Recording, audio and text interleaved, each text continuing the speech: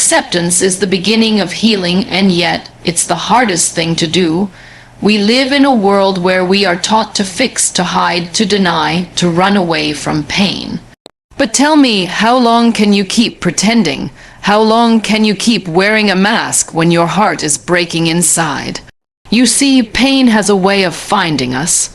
It knocks on our door without invitation. It shatters the walls we build, and it forces us to look at ourselves, not the version we show to the world, but the real, raw, trembling version that hides behind the smiles. That moment when life changes without warning, when you lose something or someone you thought you could never live without, that moment when the ground beneath you disappears, that is when acceptance becomes your only path forward. But acceptance doesn't mean giving up. No, my dear friend, acceptance means making peace with reality. It means standing in the middle of your storm and saying, yes, this is my life right now. Yes, this pain is part of me, but it will not define me. When you stop fighting what has already happened, you free your soul from the chains of why. You can spend years asking, why me? And the answer may never come. But the day you whisper, maybe this happened asterisk for asterisk me, not asterisk to asterisk me, your healing begins. You shift from being a victim of life to being a student of it. Every wound becomes a lesson, every scar a reminder that you survived. I remember when I was lying in that hospital bed, unable to move, unable to accept what had happened to me. I was angry, I was broken, I was lost. I thought my life was over. The world I knew had vanished, and I didn't know who I was anymore. But one day I realized something powerful.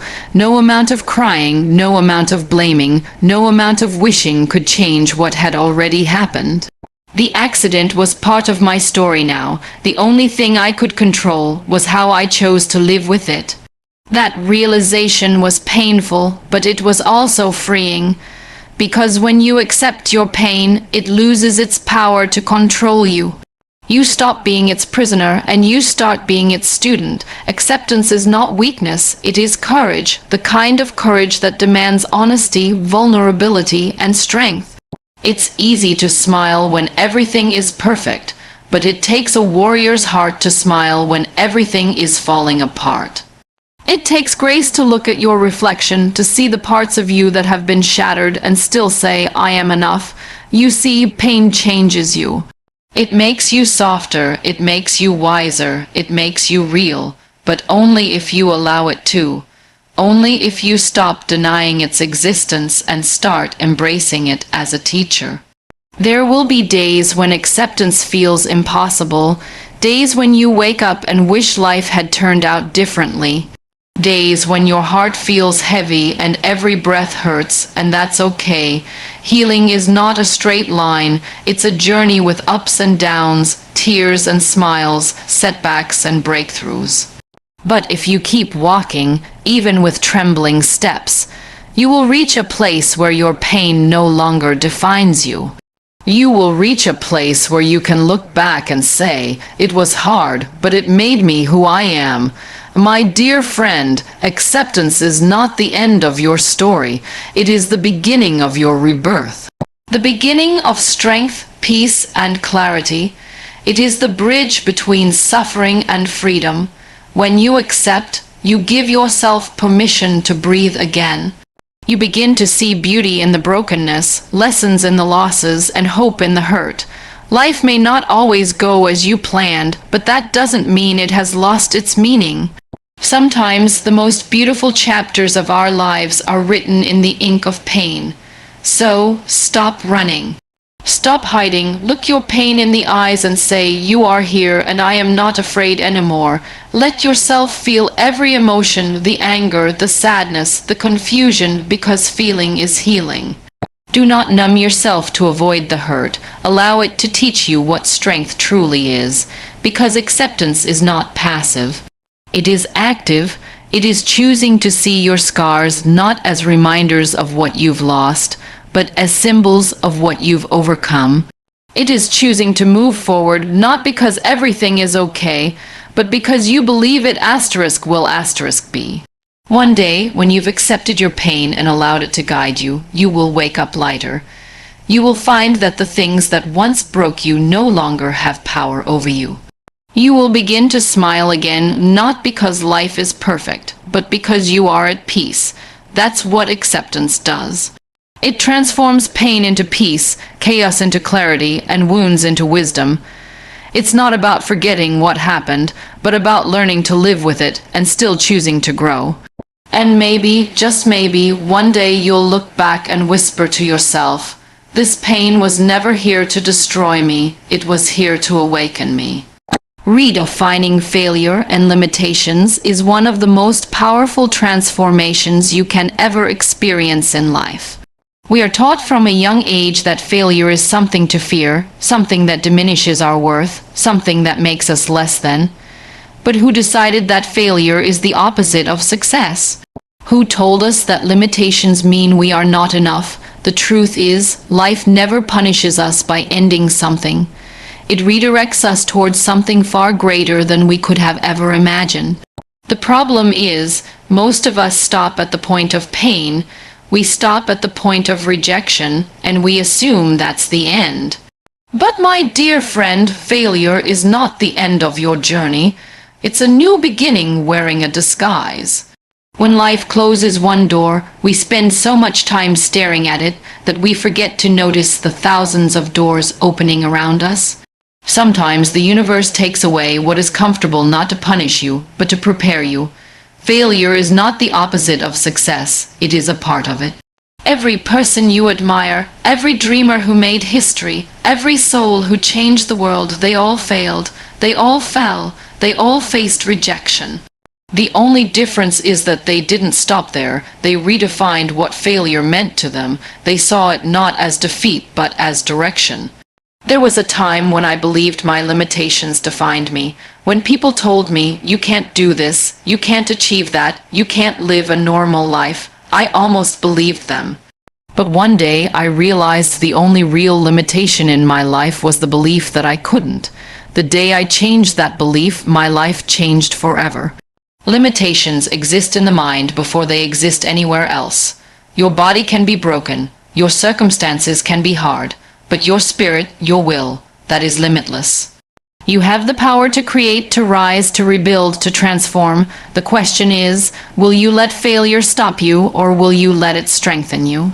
You see, failure is not your enemy, it's your instructor. Every time you fall, you learn something new about yourself, something success could never teach you. Failure teaches humility, patience, resilience, and faith. It teaches you how to start again with more wisdom and courage. It teaches you how to value growth more than perfection. When you fail, it means you tried. It means you had the courage to step out of your comfort zone. It means you dared to live. And there is nothing shameful about that. He's only playing. Sometimes we think limitations are barriers, but in reality, they are invitations. They push you to find new paths, new solutions, new versions of yourself that you never knew existed. When you can't go one way, life whispers, "Try another." That's how creativity is born, that's how strength is built, that's how greatness is shaped. Every limitation you face is a test, not of your ability, but of your belief. The strongest people in the world are not those who have no limitations. They are the ones who have turned their limitations into platforms of growth. I want you to look at your so-called failures, the exams you didn't pass, the people who walked away, the dreams that didn't happen, and instead of asking, "Why did this happen to me?" ask, "What is this teaching me?" Because every failure is a message in disguise, every setback a lesson preparing you for something greater. Life doesn't say no to punish you, it says not yet to prepare you. You are being molded, shaped, and strengthened by every fall you endure. You are not defined by your rejections, you are defined by your reactions. When life pushes you down, you have two choices: to stay there and pity yourself, or to rise with more fire, more hunger, more faith. When I lost what I thought was my future, I discovered a new purpose that I had never seen before. Sometimes what breaks you is actually what builds you. Sometimes losing one dream is how you discover a bigger one. You have to stop looking at failure as a punishment and start seeing it as protection. Maybe what didn't work out was never meant to. Maybe the plan you had was too small compared to what life had written for you. Don't let people label your limitations for you. You are not your scars. You are not your rejections. You are not your mistakes. You are the person who survived them, the person who kept going despite them. The world will always have opinions, but only you can decide what defines you. So, when you fail, smile, because it means you're learning. When you hit a wall, pause not to give up, but to find another way around. Remember, a limitation is only a boundary for those who believe in boundaries, for those who believe in growth. It's just another challenge to rise above. Every setback is setting you up for a comeback. Every time you fall, life gives you another chance to rise stronger. The cracks in your life are not signs of weakness. They are where the light enters. So the next time you feel you've failed, remind yourself, this is not the end. This is life preparing you for something extraordinary. Your failures are not there to destroy you. They are there to rebuild you, to refine you, to remind you of the unstoppable power that lives inside you. Gratitude in the midst of suffering, it sounds almost impossible, doesn't it? How can you be thankful when life has taken everything you once loved? How can you smile when your heart feels heavy, when your dreams have been shattered, when nothing around you makes sense? But my dear friend, that's exactly when gratitude matters the most, because gratitude is not about ignoring your pain, it's about transforming it. It's about shifting your focus from what's gone wrong to what still remains right. Gratitude is the bridge between pain and purpose, between heartbreak and healing. When you start practicing gratitude even in your hardest moments, something magical happens. Your pain stops being your prison and becomes your power. There was a time when I had lost so much that I could barely recognize my own reflection. I was angry, I was broken, I felt cheated by life. But one day, lying in that hospital bed, I looked around and saw people who were suffering even more than I was. People who had no family by their side, no one to hold their hand, no one to whisper you will be okay. And in that moment, I realized something profound. I still had something to be grateful for. I had my breath, I had love, I had a heart that still wanted to give even when it was hurting. And from that day on, I decided that gratitude would not be something I practice only when life is good. It would be something I hold on to when life gets hard. Because gratitude doesn't change your circumstances, it changes you. Gratitude opens your eyes, it allows you to see light even in darkness. It reminds you that even in pain, life is still offering you small blessings, the warmth of the sun on your face, the laughter of someone you love, the lessons hidden in your struggles. The truth is, gratitude doesn't deny the pain, it gives you strength to walk through it. When you start focusing on what you still have instead of what you've lost, you begin to reclaim your power. You start to realize that even in brokenness, beauty exists. People often say, how can I be grateful when my world is falling apart? And I say, that is exactly when gratitude becomes your greatest weapon. Because gratitude and pain cannot live in the same space. The moment you choose gratitude, pain begins to lose its grip on you. Gratitude doesn't erase your scars, it teaches you to wear them with pride. It teaches you to see every wound as proof that you survived, every tear as a sign that you still care, every loss as a reminder that you once had something worth loving. Life will not always go your way. There will be storms, losses, and disappointments, but gratitude helps you find peace even in the chaos. It teaches you that happiness is not found in having everything, but in appreciating everything you have. You can be in pain and still find something beautiful. You can cry and still whisper thank you. That whisper, that small act of acknowledgement is where true healing begins. Gratitude is not denial, it's defiance. It's standing in front of your suffering and saying, you can't take away my light. You see, pain changes your perspective. It strips away all illusions and brings you face to face with what truly matters. It teaches you that the little things you once took for granted were never little at all. The ability to breathe, to see, to feel, to love, those are miracles we often forget to notice until life reminds us how fragile they are. Gratitude restores that awareness. It brings you back to the present moment and says, look, even here, even now, there is something good. When you start being grateful, you stop being bitter. When you start being grateful, you stop comparing. You stop chasing what you don't have and start celebrating what you do. Gratitude grounds you. It reminds you that no matter how painful your past or uncertain your future, you still have today, and today is enough. Gratitude teaches you to smile not because everything is perfect, but because you have chosen to see the perfection in imperfection. It's not about pretending life is easy. It's about recognizing that life is still worth living even when it's hard.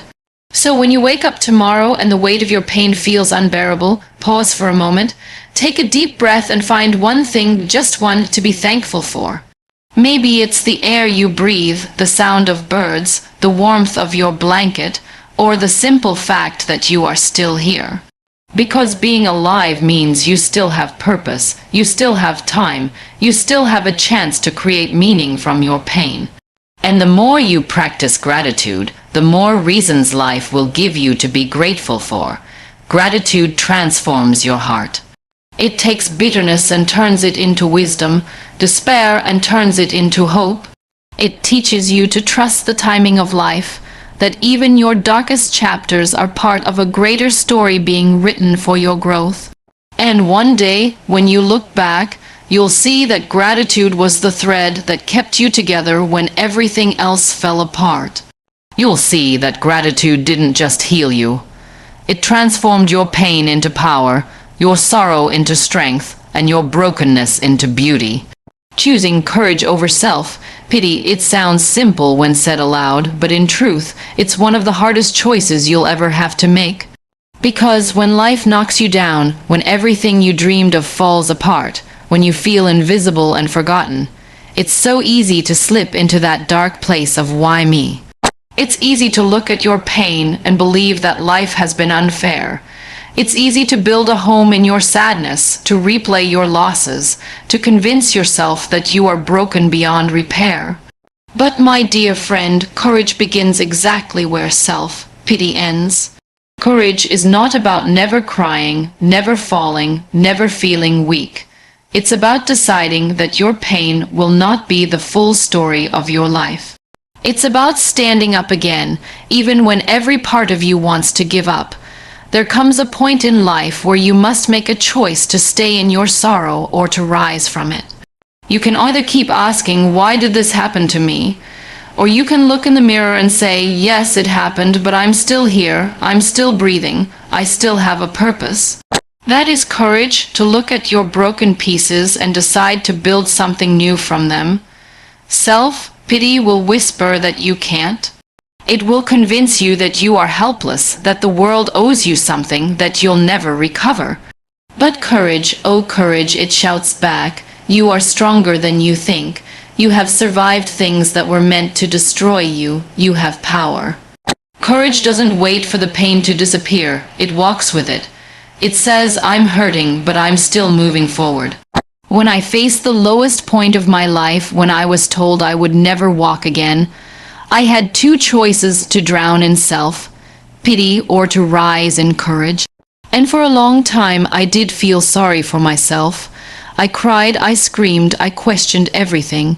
But one day I realized something profound. My tears were valid, but they could not be my forever. If I stayed in that place of self-pity, I would only be surviving, not living. So I chose courage, not because it was easy, but because it was necessary. Courage doesn't erase pain, it transforms it. It doesn't make your life perfect, it makes you stronger. And I learned that every single act of courage, no matter how small, pushes back the darkness a little more. Self-pity keeps you trapped in what you cannot change. It keeps you focused on what you've lost instead of what you can still gain. It tells you that you are powerless, when in truth, you are powerful beyond measure. Courage, on the other hand, opens your eyes to possibilities. It teaches you that strength is not about pretending to be okay. It's about acknowledging that you're not and still showing up. Courage is the quiet voice that says, I will try again tomorrow. It is the decision to get up one more time than you fall. It is choosing to see hope where others see hopelessness. There is nothing noble about staying broken when you have the strength to rebuild yourself. The world will not change for you, but you can change how you respond to it. You can choose to rise. You can choose to fight. You can choose to be the kind of person who turns pain into passion, fear into faith, and defeat into determination. That choice, that single, powerful choice, changes everything. Life doesn't get easier, you just get braver. You see, courage is not found in grand gestures. It's found in the little moments, in choosing to smile through your tears, in choosing to try again after failure, in choosing to believe in yourself when no one else does. Courage is waking up and facing another day with a heart that still hopes. It's telling yourself, I am not defined by my pain, I am defined by how I rise from it. And when you choose courage, something shifts inside you. The same situation that once broke you starts to build you. The same pain that once silenced you begins to shape your purpose. You may think you are weak because you feel pain, but the truth is, the strongest souls are the ones who have felt deeply and still chosen to love, to give, to dream. Self-pity is a thief. It steals your joy, your energy, your future. But courage gives you everything back. It gives you your power. It teaches you that pain is temporary, but the lessons it gives are eternal. You cannot control every storm, but you can control how you sail through it. So when life hurts you, and it will, don't ask, why me? Ask, what now? Don't sit in the ashes of what you've lost. Rise and rebuild. Don't let your story end with sadness. Let it continue with strength. You are not a victim of your past. You are a warrior shaped by it. Choose courage even when your voice shakes, even when your legs tremble, even when your heart is tired. Because courage isn't about being fearless. It's about walking through the fire despite your fear. And one day, you'll look back and realize that the pain you thought would break you actually built the strongest version of you. The version that refused to give up, that refused to stay small. That chose courage over self-pity every single time. Transforming pain into service is one of the highest forms of healing and one of the deepest expressions of strength. You see, when life hurts you, when it breaks your heart and leaves you with scars, you have two choices. You can let that pain bury you, or you can turn it into something that helps others rise. And the truth is, the moment you stop asking, why did this happen to me? And start asking, how can this help someone else? That's the moment your pain finds its purpose. Because the most beautiful souls are not the ones who have lived an easy life. They are the ones who have walked through fire and still choose to light the way for others. Every time you share your story, every time you speak about your struggles, every time you use your experience to guide someone else, you are turning your pain into service. You are telling the world, yes, I suffered, but I will not let that suffering go to waste. And there's nothing more powerful than that. Pain demands to be felt, but what you do with that pain, that's where your power lies. You can carry it as a burden, or you can mold it into something that lifts others. When you start serving others through your story, your scars become your superpower. I remember a time when I thought my pain had no meaning, when I questioned every single thing life had taken from me. But the moment I began to speak about it, the moment I started sharing my story not for sympathy, but to give hope, everything changed. People began to tell me, your words gave me strength, your story helped me believe again. Because of you, I didn't give up. And that's when I realized this is what it means to transform pain into service. My pain was no longer just mine. It became a bridge that connected me to others who were hurting. It became a message of hope for someone standing at the edge of despair. When you help others heal, a part of you heals too. There is something deeply human, deeply divine about using your brokenness as a blessing for others. The world doesn't need perfect people. It needs people who have walked through storms and are willing to guide others through theirs. Your pain gives you empathy, and empathy gives you purpose. It allows you to sit beside someone who is crying and say, "I understand. I've been there." And those simple words can save someone's life. Serving others doesn't always mean doing something grand. Sometimes it's just listening, sometimes it's offering a kind word, sometimes it's reminding someone that they are not alone. Every act of service, no matter how small, creates ripples of healing. When you turn your pain into something that serves, you reclaim your power from it. You take control of your story. Instead of letting pain define you, you define what it means. You decide that it will no longer be a source of sorrow, but a source of strength. Pain has a purpose. It doesn't come to destroy you, it comes to awaken you. It opens your heart, deepens your compassion, and teaches you what it truly means to love and understand others. You cannot help others if you've never been hurt, because true empathy comes from experience. When you've been through darkness, you learn how to be someone else's light. When you've been broken, you learn how to hold others gently. That is how pain transforms into service, when it becomes your reason to make the world softer, kinder, and more human. Too often, we think healing means forgetting the past, but real healing means turning your past into purpose. It's standing on the ashes of what you've lost and saying, "I will build something meaningful from this." Maybe you will speak. Maybe you will create. Maybe you will simply love others better because of what you've been through. Every act of kindness born from pain is a form of service. Every lesson learned the hard way becomes wisdom you can share. And every tear you've cried becomes water that helps someone else's hope grow. Don't hide your scars. The world needs them. The world needs people who can say, "I've been there, but I made it through." You never know who is watching you, who is drawing courage from your resilience, who is silently saying, "If they can do it, maybe I can too." That's what service truly is, using your story to remind others that healing is possible, because the truth is your pain was never meant to end with you. It was meant to move through you to reach others, to create change. So, my dear friend, if you are hurting, don't let that pain go to waste. Use it, speak it, share it, serve with it. Let your story become a source of strength for those who are lost in theirs. The most powerful thing you can do is to turn your pain into purpose and your suffering into service.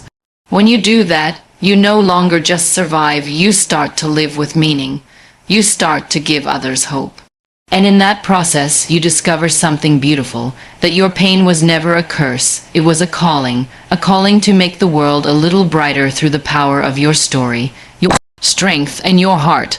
Living a life of purpose, not perfection, that's where true fulfillment begins. Because perfection is an illusion that drains your spirit, while purpose is the truth that fuels your soul. We spend so much of our lives chasing perfection, the perfect job, the perfect body, the perfect relationship, the perfect image, thinking that once we have it all together, we will finally feel complete. But perfection is a trap. It keeps you running in circles, always striving, never arriving. The more you chase it, the further you move from yourself. Life is not meant to be flawless, it's meant to be meaningful. It's not about having everything figured out. It's about finding what sets your soul on fire and living it with courage, passion, and heart. You see, perfection comes from fear. Fear of judgment, fear of rejection, fear of failure. But purpose comes from love. Love for who you are, love for what you do, love for the difference you want to make in the world. Perfection says, "I must never fall." Purpose says, "Even when I fall, I will rise with meaning." And that's the beauty of living with purpose. It gives you the strength to see every mistake as a lesson, every setback as a redirection, every flaw as a reminder that you are beautifully human. The world doesn't need perfect people.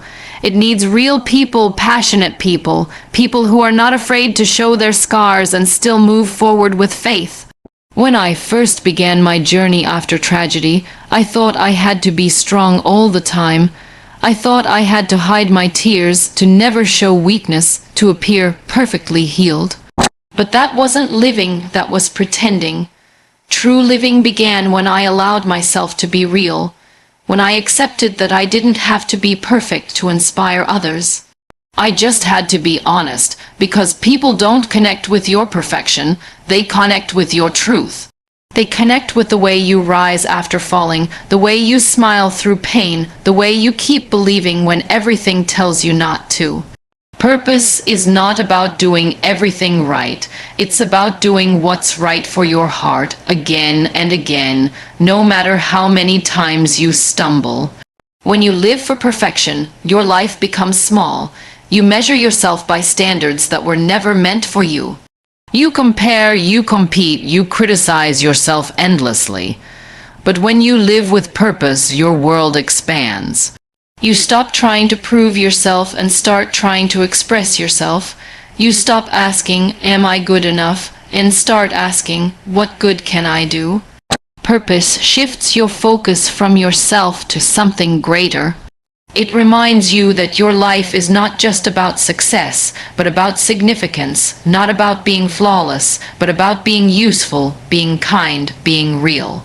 The truth is, perfection is lifeless. It leaves no room for growth, no space for mistakes, no depth for compassion.